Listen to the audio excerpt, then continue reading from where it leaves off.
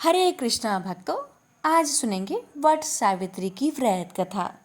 भगवान आप सभी भक्तों की हर मनोकामना को पूर्ण करे। जय श्री गणेश। भद्र देश के एक राजा थे जिनका नाम अश्वपति था। भद्र देश के राजा अश्वपति के कोई संतान न थी। उन्होंने संतान की प्राप्ति के लिए मंत्र उच्चारण के साथ प्रतिदिन 1,00,000 आहुतियां दी। 18 वर्षों तक यह क्रम जारी रहा। इसके बाद सावित्री देवी ने प्रकट होकर वर दिया कि राजन, तुझे एक तेजस्वी कन्या पैदा होगी। सावित्री देवी की कृपा से जन्म लेने के कारण से कन्या का नाम सावित्री रखा गया। कन्या बड़ी होकर बेहद रूपवान हुई। योग वर न मिलने की वजह से सावित्री के पिता दुखी थे। उन्होंने कन्या को स्वयं वर तलाशने भेजा। सावित्री तपोवन में भटकने लगी। वहां साल्व देश के राजा धूम्रसेन रहते थे, क्योंकि उनका राज्य किसी ने छीन लिया था। उनके पुत्र सत्यवान को देखकर सावित्री ने पति रूप में उनका वरण किया। श्री राज नारद को जब यह बात पता चली तो वह राजा अश्वपति के पास पहुंचे और कहा कि हे राजन, यह क्या कर रहे हैं आप? सत्यवान गुणवान है, धर्मात्मा है और बलवान भी है, पर उसकी आयु बहुत छोटी है। वह अल्पायु है। 1 वर्ष के बाद ही उसकी मृत्यु हो जाएगी। ऋषिराज नारद की बात सुनकर राजा अश्वपति घोर चिंता में डूब गए। सावित्री ने उनसे कारण पूछा तो राजा ने कहा, पुत्री, तुमने जिस राजकुमार को अपने वर के रूप में चुना है वह अल्प आयु है। तुम्हें किसी और को अपना जीवन साथी बनाना चाहिए। इस पर सावित्री ने कहा कि पिताजी, आर्य कन्याएं अपने पति का एक बार ही वरण करती है। राजा एक बार ही आज्ञा देता है और पंडित एक बार ही प्रतिज्ञा करते हैं और कन्यादान भी एक ही बार किया जाता है। सावित्री हठ करने लगी और बोली, मैं सत्यवान से ही विवाह करूंगी। राजा अश्वपति ने सावित्री का विवाह सत्यवान से कर दिया। सावित्री अपनी ससुराल पहुंचते ही सास ससुर की सेवा करने लगी। समय बीतता चला गया। नारद मुनि ने सावित्री को पहले ही सत्यवान की मृत्यु के दिन के बारे में बता दिया था। वह दिन जैसे जैसे करीब आने लगा, सावित्री अधीर होने लगी। उन्होंने 3 दिन पहले से ही उपवास शुरू कर दिया। नारद मुनि द्वारा कथित निश्चित तिथि पर पितरों का पूजन किया। हर दिन की तरह सत्यवान उस दिन भी लकड़ी काटने जंगल चले गए। साथ में सावित्री भी गई। जंगल में पहुंचकर सत्यवान लकड़ी काटने के लिए एक पेड़ पर चढ़ गए। तभी उसके सिर में तेज दर्द होने लगा। दर्द से व्याकुल सत्यवान पेड़ से नीचे उतर गए। सावित्री अपना भविष्य समझ गई। सत्यवान के सिर को गोद में रखकर सावित्री सत्यवान का सिर सहलाने लगी। तभी वहां यमराज आते दिखे। यमराज अपने साथ सत्यवान को ले जाने लगे। सावित्री भी उनके पीछे पीछे चल पड़ी। यमराज ने सावित्री को समझाने की कोशिश की। यह विधि का विधान है, लेकिन सावित्री नहीं मानी। सावित्री की निष्ठा और पति परायणता को देखकर यमराज ने सावित्री से कहा, हे देवी, तुम धन्य हो। तुम मुझसे कोई भी वरदान मांगो। सावित्री ने कहा कि मेरे सास ससुर वनवासी और अंधे हैं, उन्हें आप दिव्य ज्योति प्रदान करें। यमराज ने कहा, ऐसा ही होगा, जाओ, आप लौट जाओ। लेकिन सावित्री अपने पति सत्यवान के पीछे पीछे चलती रही। यमराज ने कहा, देवी, तुम वापस जाओ। सावित्री ने कहा, भगवान, मुझे अपने पति देव के पीछे पीछे चलने में कोई परेशानी नहीं है। पति के पीछे चलना मेरा कर्तव्य है। यह सुनकर उन्होंने फिर से उसे एक और वर मांगने के लिए कहा। सावित्री बोली, हमारे सास ससुर का राज्य छीन गया है, उसे पुनः वापस दिला दे। यमराज ने सावित्री को यह वरदान भी दे दिए और कहा, अब तुम लौट जाओ। लेकिन सावित्री पीछे पीछे चलती रही। यमराज ने सावित्री को तीसरा वरदान मांगने को कहा। इस पर सावित्री ने 100 संतानों और सौभाग्य का वरदान मांगा। यमराज ने इसका वरदान भी सावित्री को दे दिया। सावित्री ने यमराज से कहा कि हे प्रभु, मैं एक पतिव्रता पत्नी हूँ और आपने मुझे पुत्रवती होने का आशीर्वाद दिया है। यह सुनकर यमराज को सत्यवान के प्राण छोड़ने पड़े और यमराज अंतर्ध्यान हो गए और सावित्री उसी वट वृक्ष के पास आ गई जहाँ उसके पति का मृत शरीर पड़ा था। सत्यवान जीवित हो गया और दोनों खुशी खुशी अपने राज्य की ओर चल पड़े। दोनों जब घर पहुंचे तो देखा कि माता पिता को दिव्य ज्योति प्राप्त हो गई है। इस प्रकार सावित्री सत्यवान चिरकाल तक राज्य सुख भोगते रहे। अतः पतिव्रता सावित्री के अनुरूप ही प्रथम अपने सास ससुर का उचित पूजन करने के साथ ही अन्य विधियों को प्रारंभ करे। बट सावित्री व्रत करने और इस कथा को सुनने से उपासक के वैवाहिक जीवन या जीवन साथी की आयु पर किसी प्रकार का कोई संकट आया भी हो तो वो टल जाता है।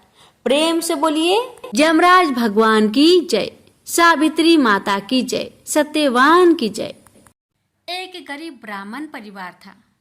उस परिवार में पति पत्नी के अलावा एक पुत्री भी थी। वह पुत्री धीरे धीरे बड़ी होने लगी। उस पुत्री में समय और बढ़ती उम्र के साथ सभी स्त्रियोचित गुणों का विकास हो रहा था। वह लड़की सुंदर, संस्कारवान एवं गुणवान थी, किंतु गरीब होने के कारण उसका विवाह नहीं हो पा रहा था। एक दिन उस ब्राह्मण के घर एक साधु महाराज पधारे।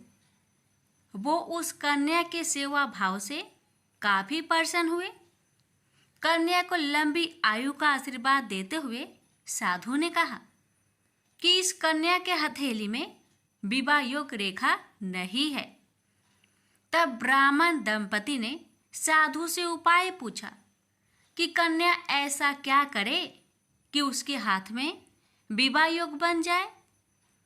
साधु ने कुछ देर विचार करने के बाद अपनी अंतर्दृष्टि से ध्यान करके बताया कि कुछ दूरी पर एक गांव में सोना नाम की धोबिन जाति की एक महिला अपने बेटे और बहू के साथ रहती है, जो बहुत ही आचार विचार और संस्कार संपन्न तथा पतिपरायण है।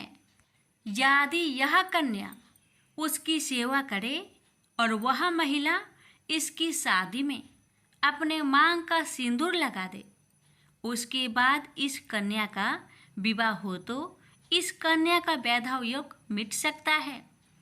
साधु ने ये भी बताया कि वह महिला कहीं आती जाती नहीं है। यह बात सुनकर ब्राह्मणी ने अपने बेटी से धोबिन की सेवा करने की बात कही। अगले दिन कन्या प्रातः काल ही उठकर सोना धोबिन के घर जाकर साफ सफाई और अन्य सारे काम करके अपने घर वापस आ जाती। एक दिन सोना धोबिन अपनी बहू से पूछती है कि तुम तो सुबह ही उठकर सारे काम कर लेती हो और पता भी नहीं चलता। बहू ने कहा, माँ जी, मैंने तो सोचा कि आप ही सुबह उठकर सारे काम खुद ही खत्म कर लेती हैं। मैं तो देर से उठती हूँ। इस पर दोनों सास बहू निगरानी करने लगी कि कौन है जो सुबह ही घर का सारा काम करके चला जाता है। कई दिनों के बाद धोबिन ने देखा कि एक कन्या मुंह अंधेरी घर में आती है और सारे काम करने के बाद चली जाती है। जब वह जाने लगी तो सोना धोबिन उसके पैरों पर गिर पड़ी। पूछने लगी कि आप कौन हैं और इस तरह छुपकर मेरे घर की चाकरी क्यों करती है। तब कन्या ने साधु द्वारा कही गई सारी बात बताई। सोना धोबिन पति परायण थी, उसमें तेज था, वह तैयार हो गई। सोना धोबिन के पति थोड़ा अस्वस्थ थे। उसने अपनी बहू से अपने लौट आने तक घर पर ही रहने को कहा। सोना धोबिन ने जैसे ही अपने मांग का सिंदूर उस कन्या की मांग में लगाया, उसका पति मर गया। उसे इस बात का पता चल गया। वह घर से निराजल ही चली थी, यह सोचकर कि रास्ते में कहीं पीपल का पेड़ मिलेगा तो उसे भौरी देकर और उसकी परिक्रमा करके ही जल ग्रहण करेगी। उस दिन सोमवती अमावस्या थी। ब्राह्मण के घर मिले हुए पकवान की जगह उसने ईंट के टुकड़ों से 108 बार भौरी देकर 108 बार पीपल के पेड़ की परिक्रमा की और उसके बाद जल ग्रहण किया। ऐसा करते ही उसके पति के मुर्दे शरीर में वापस जान आ गई। धोबिन का पति वापस जीवित हो उठा। इसलिए सोमवती अमावस्या के दिन से शुरू करके जो व्यक्ति हर अमावस्या के दिन भौरी देता है, उसके सुख और सौभाग्य में वृद्धि होती है। पीपल के पेड़ में सभी देवों का वास होता है। अतः जो व्यक्ति हर अमावस्या को ना कर सके, वह सोमवार को पड़ने वाली अमावस्या के दिन 108 वस्तुओं की भौरी देकर सोना धोबिन और गौरी गणेश का पूजन करता है, उसे अखंड सौभाग्य की प्राप्ति होती है। प्रेम से बोलिए हर हर महादेव। एक समय की बात है। त्रिपुरारी भुजंगधारी श्री काशीपति महादेव जी जगन माता पार्वती के साथ पर्सन रूप में विराजमान थे। जग माता ने उनसे अनुरोध किया, भगवान कोई कथा कहिए। इस पर भगवान भूत भावन किंचित मुस्कुराए और बोले, हे पार्वती सुनो, पूर्व समय में कुसमांड नामक एक ऋषि का पुत्र मंडप नाम से विख्यात था। बाल्य काल में ही कुसंगति के कारण पाप कर्म में लीन हो गया था। अतः उसकी निंदित कथाओं को सुनकर उसके पिता, माता, भाई आदि सभी संबंधियों ने उसको अपने से अलग कर दिया। वह पूर्व जन्म के कर्मों के कारण किसी का कहना नहीं मान रहा था। उसकी आदतें यहाँ तक कि खराब हो गई कि वह साधु, महात्मा, सत्पुरुषों एवं देवी देवताओं तक की निंदा करने लगा। युवा होने पर वह दूसरी स्त्रियों के प्रेम में फंस गया। प्रेम के बस में होकर वह औरों के द्रव आदि की चोरी में भी लीन हो गया। उसके दो घनिष्ठ मित्र थे, एक था नापित, दूसरा था पटहारा। इन तीनों ने मिलकर विचार किया कि किसी धनी के घर चोरी करके अधिक धन प्राप्त किया जाए। अतः तीनों ने मिलकर राजा के यहाँ चोरी की। इस चोरी के कारण बहुत सा धन हाथ लगा। सारा धन मंडप के पास था। दोनों मित्रों के मांगने पर भी उसने उन लोगों का हिस्सा नहीं दिया। इस धन को वह एक वैश्या के यहाँ ले गया। वैश्या के यहाँ वह प्रेम लीला करने लगा। इस बीच उसको प्यास लगी। पलंग के नीचे रखी गिलास उसने खाली कर दी। स्वाद कुछ दूसरा था। इसमें क्या था? उसने वैश्या से पूछा। इसमें मदिरा थी। मंडप को इससे बड़ा दुख हुआ। मदिरा पान करके उसने महापाप किया है, यह सोचकर वह बड़ा दुख करने लगा। पर वैश्या बराबर मदिरा का गुणगान करती गई। उसने मंडप को फुसलाकर और मदिरा पिला दी तथा उसका सारा धन लेकर उसको बाहर निकाल दिया। होश में आने पर मंडप बड़ा विलाप करने लगा। पश्चाताप करता हुआ वह अपने मित्र के पास आया। सारी आप बीती सुना दी। उन मित्रों ने कहा, हे मित्र, तुमने मदिरा पान करके बड़ा पाप किया है। अब तुम इसका प्रायश्चित करो। मुझे प्रायश्चित का उपाय कहो। बिना प्रायश्चित के सुरापान का दोष नहीं मिटेगा। अतः उस वैश्य से स्वर्ण प्राप्त कर दान करो। यदि तुम ऐसा नहीं करोगे तो हम लोग तुम्हारी बड़ी निंदा करेंगे। यह सुनकर मंडप बड़ा दुखी हुआ। वह वैश्या के पास आया और वेश्या से अपना सारा दुखड़ा सुनाया। उसने वेश्या से स्वर्ण की मांग की। इस पर वेश्या बड़ी बिगड़ी और बोली, तुमने जो धन दिया है अब उसकी मांग मत करो। वेश्याएं कभी मिला हुआ धन वापस नहीं करती। क्या तुमको इस साधारण नियम का ज्ञान नहीं है? इस पर मंडप गिड़गिड़ाने लगा, पर वेश्या का हृदय पर इसका जरा भी असर न हुआ। उसने अन्य वेश्याओं को बुला लिया। सब मिलकर उसकी भर्त्सना करने लगी। कई ने तो उसको धमकी भी दे दी। हे पार्वती! इस प्रकार मंडप बहुत अपमानित होकर वहां से निकाल दिया गया। मंडप विलाप करता हुआ अपने पिता के घर की ओर चला। उसके दोनों मित्र पीछे लग गए। जब मंडप पिता के सामने आया तो दोनों मित्रों ने उसका हाथ पकड़ लिया। बोले, मंडप, हम लोगों ने मिलकर राजा के यहाँ चोरी की है, पर तुमने हम लोगों का अंश नहीं दिया है। तुम हम लोगों का अंश दो। यह बात सुनकर कुष्मांड मुनि बहुत दुखी हुए और बोले, इस अधम से तुम लोगों की मैत्री कैसे हो गई? मंडप के मित्रों ने कहा, हे मुने, इसे भाभी ही समझिए, पर न्याय की बात तो यह है कि आपका पुत्र हमारा अंश नहीं दे रहा है। यह सारा धन लेकर एक वेश्या के यहाँ चला गया। उसने सारा धन ले लिया। वह वेश्या वाद विवाद में बड़ी चतुर है। वह धन वापस नहीं करेगी। अतः आप हमारा धन दिलवाइए, अन्यथा हम राज दरबार में गुहार करेंगे। इस पर कुष्मांड मुनि ने अपने पुत्र का हाथ पकड़ लिया। मुनि ने कहा, चलो मैं स्वयं राजा के पास चलता हूँ। न्याय प्रिय और धर्मात्मा राजा के दंड से पाप का नाश हो जाता है। पाप का प्रायश्चित न करने पर नरक यातना भोगनी पड़ती है। इस पर मंडप के मित्रों ने कहा, हे मुने, आप अपने पुत्र को हमारे हवाले कर दे। राज दरबार में आपका जाना ठीक नहीं है। हम लोग इससे निपट लेंगे।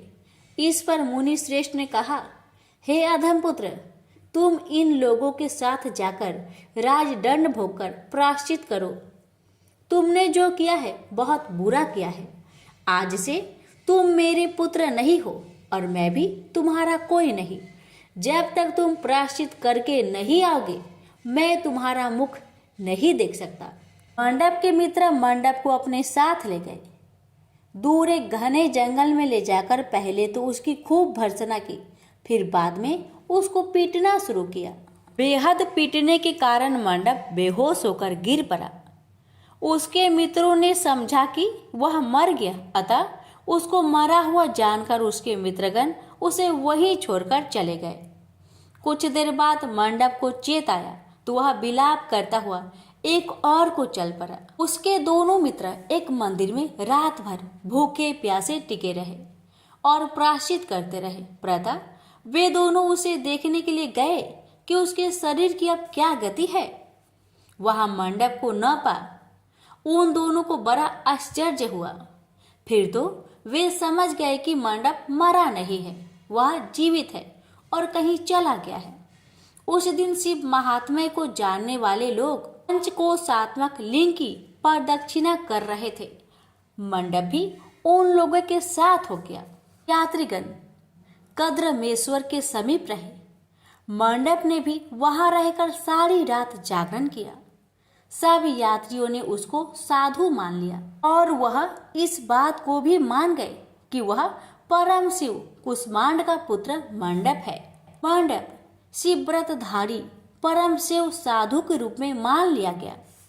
मंडप ने शंकर प्रतिमा के समक्ष नृत्य और भजन प्रारंभ कर दिया। सज्जनों ने उसकी भक्ति देखकर उसका बड़ा आदर किया। मंडप भी सत्संग से परम भक्ति भाव वाला हो गया। अब उसको ज्ञान हो गया कि शिव भक्ति के प्रताप से ही उसका इतना आदर हो रहा है। वह सबका प्रिय हो गया। साथ ही भोजन, धन्य धान्य, श्रद्धा भी मिल रही है। मंडप चंडिका देवी के मंदिर में आया। वहां काशी के धार्मिक सज्जनों द्वारा भीम चंडी की पूजा हो रही थी। मंडप का वहां बड़ा आदर किया गया। रात्रि में मंडप ने क्षेत्र महात्म्य कहा और सुना। इसके बाद शिव भक्तों और विष्णु भक्तों ने मिलकर कीर्तन किया। मंडप ने इस नित्य कीर्तन में प्रमुख भाग लिया। इससे प्रसन्न हो सबने मंडप की भूरी भूरी प्रशंसा की। इस प्रकार मंडप का मन शिव में लग गया। हे पार्वती, इस प्रकार मंडप मेरे क्षेत्र की प्रदक्षिणा करने लगा। ब्रह्म हत्या, सुरापान और चौड़े कर्म आदि पापों से छुटकारा पाने के लिए मेरी स्तुति करने लगा। इस प्रकार की आराधना से वह सारे पापों से मुक्त हो गया। देहली विनायक में आकर मंडप जीवा की लोलुपता से मुक्त होकर केवल शिव शिव का उच्चारण करने लगा। उसकी साधना और भक्ति भाव को देखकर सर्वत्र उसका बड़ा आदर और मान सम्मान होने लगा। हे पार्वती, मंडप ने अन्न जल सब त्याग दिया और बार बार बिलाप कर कहने लगा कि ब्राह्मण शरीरधारी होकर भी मैंने स्वर्ण की चोरी की, साध्वी माता को ठगा, वेश्यागमन, सूरापान किया, ब्राह्मण शब्द का हनन किया। पश्चाताप से मंडप बेहाल हो गया। हे देवी, मंडप के मन में यह विचार आया कि मेरे क्षेत्र की प्रदक्षिणा करने से वह सारे पापों से मुक्त हो जाएगा। आता वह काशी काशी शिव शंकर शिव शिव की रट लगाकर अपने पापों का प्रायश्चित करता हुआ मेरे क्षेत्र की परिक्रमा करने लगा। रामेश्वर लिंग में आकर उसने स्नान पूजन किया, सोमनाथ का पूजन किया, सीता और लक्ष्मण के साथ श्री राम जी का पूजन किया। पूजन और भक्ति भाव देखकर सर्वत्र उसकी प्रशंसा हुई। मंडप ने अन्न जल त्याग दिया था। तदनंतर वृषभ ध्वज में आकर स्नान देव पूजन किया। प्रातः काल वरुणा संगम में स्नान किया। मुझे पूछता हुआ वह मेरे मंदिर आया। उसने आकर बड़ा दान पुण्य किया। संतोष मंडप ने साष्टांग प्रणाम किया। वह अनेक महात्मा उपस्थित थे। हे पार्वती, मंडप सबके आगे हाथ जोड़कर खड़ा हो गया और पूछने लगा, हे महात्माओं, मैंने बड़े बड़े पाप किए हैं। आप लोग कृपया यह बतलाइए कि इन पापों से मेरा छुटकारा किस प्रकार होगा। सभी महात्माओं ने कहा, हे मंडप, तुम शिव शक्ति केशव के भक्त हो गए हो। पंचक्रोशमात्मक लिंग प्रदक्षिणा से और शिव कीर्तन से तुम्हारे सारे पाप नष्ट हो गए हैं। इस प्रकार सुन मंडप ने कहा, हे सदस्य गणों, पिताजी ने तो मुझको घर से निकाल दिया है। अब मैं अपने घर कैसे जाऊं और हे मुनि श्रेष्ठों, पिता को कैसे अपना मुख दिखलाऊं। इस पर सबने कहा, अब तुम्हारे सारे पापों का प्रायश्चित हो गया है, तुम सहर्ष घर जा सकते हो। हे पार्वती, इस प्रकार मंडप अपने पिता के घर के सामने आया और शिव शिव शंभो शंभो महादेव महादेव का उच्चारण करने लगा। स्वर सुनकर कुष्मांड मुनि ने अपनी पत्नी से कहा, हे प्रिय, देखो तो कौन द्वार पर शिव का उच्चारण करता हुआ हमें परम सुख दे रहा है। शिव नाम की अमृत वर्षा कौन कर रहा है। मुनि पत्नी ने द्वार पर अपने पुत्र को देखा। हे पुत्र, तुम्हारा आना कैसे हुआ। मंडप ने कहा, हे माता, आपको और पिताजी को महात्मागण बुला रहे हैं। यह सुनकर मंडप की माता अपने पति के पास आई और उनसे सारा वृत्तांत कहा। हे पूज्यवर, आपका पुत्र शिव का नाम रट्टा हुआ द्वार पर उपस्थित है। उसका कहना है कि प्रायश्चित करके वह पवित्र हो गया है। सदस्यगण आपको बुला रहे हैं, वे प्रायश्चित का प्रमाण देंगे। कुष्मांड मुनि दरवाजे पर आए। उन्होंने रुद्राक्षधारी शिव भक्त मंडप को देखा। तुम क्यों आए हो। थोड़े से प्रायश्चित से बड़े पाप का नाश नहीं होता है। मंडप ने कहा, हे पिताजी, इसमें कोई संदेह नहीं है कि मैंने बड़े पाप किए हैं। इतना होने पर भी महात्मागण आपको बुला रहे हैं। मुनि अपनी पत्नी के साथ महात्माओं के पास आए। महात्माओं ने एक स्वर से कहा, हे मुनिवर, आपका पुत्र समस्त पापों से मुक्त हो गया है। कुष्मांड ऋषि ने पूछा, हे मुनि श्रेष्ठों, किस आधार पर आपकी दृष्टि में मेरा पुत्र पाप मुक्त हो गया है। इसने तो बड़े बड़े पाप किए हैं। महात्माओं ने कहा, हे मुनि, इस मुक्ति मंडप के स्वामी श्री भगवान विष्णु है, वही इसका उत्तर देंगे। महात्माओं ने विष्णु भगवान की स्तुति की। इस पर आकाशवाणी हुई, हे स्तुति करने वाले महात्माओं, यह महापापी मंडप जो कुसमांड मुनि का पुत्र है, अब अपने पापों से मुक्त हो शुद्ध हो गया है। यह साधु संतों के साथ शिव शंकर के क्षेत्र की परिक्रमा कर चुका है। अब कुसमांड मुनि इसे ग्रहण कर सकते हैं। इस प्रकार हे पार्वती, मंडप को कुसमांड मुनि आदर पूर्वक अपने घर ले गए। इस कथा को सुनकर माता पार्वती परम प्रसन्न हुई। बोली, प्रभु, आपने यह महत्वपूर्ण कथा कही, इससे कलयुग में प्राणियों का बड़ा भला होगा। कृपा कर इस पर कुछ और प्रकाश डाले। इस पर शिवजी बोले, हे पार्वती, अब तुम भैरव जी की कथा सुनो। इस पर भैरव जी प्रकट हुए और बोले, त्रेता युग में समदर्शी सांडल्य नाम का एक ब्राह्मण था। वह महापंडित था। उसकी पुत्री का नाम विशालाक्षी था। वह अति सुंदरी थी। बाल्यकाल में ही उसके पिता ने उसका विवाह कर दिया। विवाह के बाद भी वह अपने पिता के घर पर रहती थी। वह युवा हो गई। युवा अवस्था होने पर भी उसका पति न आया, अतः सांडिल्य ब्राह्मण की कन्या पाप रहता हो गई। इस कन्या ने काशी में बड़े पाप किए। सुंदरी होने के कारण दूर दूर के युवक उसके पास आने लगे। एक समय की बात है, बड़े बड़े पापों को नष्ट करने वाली पंचक्रोशी यात्रा के मार्गियों देखकर वह विचारने लगी कि इस लोगों को पाप रट किया जाए। उस रात यात्रीगण दुर्गा कुंड पर रुके थे। विशालाक्षी धन के लोभ से वहां गई। वहां भजन कीर्तन कर स्वयं रचाया। यात्री उसका भक्ति भाव देखकर प्रसन्न हुए और उसे वैष्णवी समझ बड़ा दान पुण्य किए। इस लोभ के कारण वैश्या विशालाक्षी यात्रियों के साथ हो गई। करमेदेश्वर, दहलीज, रामेश्वर में उसने निवास किया और वरुणा संगम में स्नान किया। यात्रियों द्वारा उसने काशी महात्म्य की कथा भी श्रवण की। इस सत्संग समागम से विशालाक्षी की आंखें खुल गई। उसने अपने पर बड़ा पश्चाताप किया। यात्रियों का सारा धन उसने लौटा दिया और पाप से अलग होने का निर्णय कर लिया। उसने महात्माओं से पूछा, हे देवताओं, मैं बड़ी पापिनी हूँ, कृपया मेरी मुक्ति का उपाय कहिए। इस पर महात्माओं ने कहा, देवी, तुम धन्य हो, तुमको पापों से भय नहीं करना चाहिए। तुमने काशी क्षेत्र की प्रदक्षिणा की है, अब तुम हमारे साथ प्रदक्षिणा जारी रखो। विशालाक्षी ने उपयुक्त वचनों पर विश्वास किया। वह महात्माओं के साथ हो गई। 5वें दिन सभी यात्री वृषभ खंड में रहे। वह भी उन्हीं के साथ रही।